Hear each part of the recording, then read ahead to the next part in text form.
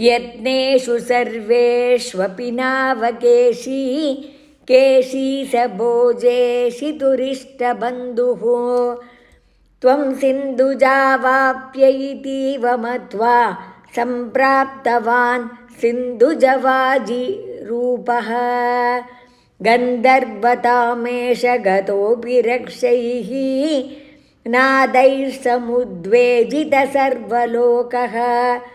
भवद्विलोकावधिगोपवाटीं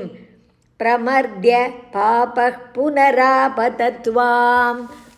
तार्क्ष्यापिताङ्ग्रेस्तव तार्क्ष्य एषः शिक्षेप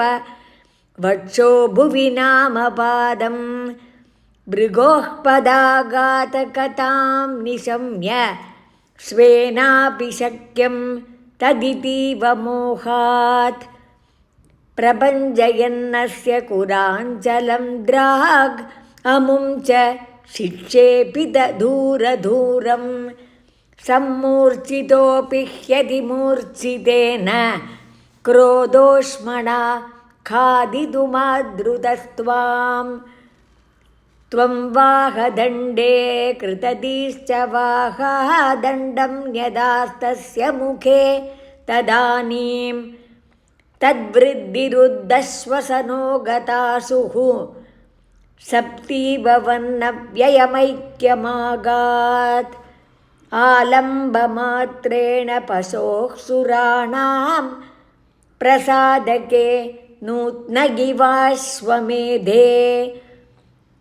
कृते त्वया हर्षवशात् सुरेन्द्राः त्वां तुष्टुवुः केशवनामधेयं कंसायते शौरिसुतस्त्वमुक्त्वा तं तद्वदोत्कं प्रतिरुध्य वाचा प्राप्तेन केशिक्षपणावसाने श्रीनारदेन त्वमभिष्टुतो भूः कदापि गोपैः काननान्ते निलायनक्रीडनलोलुपं त्वां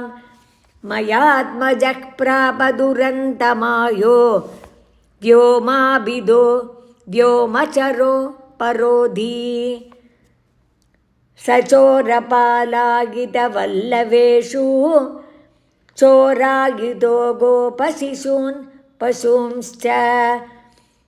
गुहासु कृत्वा पिदधे शिलाभिः त्वया च बुद्ध्वा परिमर्दितोऽभूत् एवं विधैश्चाद्भुतकेलिभेदैः आनन्दमूर्च्छामतुलां व्रजस्य पदे पदे नूतनयन्न सीमां परात्मरूपिन् पवनेशपायाः श्रीहरये नमः। गोपिका जीवनस्मरणं गोविन्द गोविन्द आनन्दचिन्मयने शरणं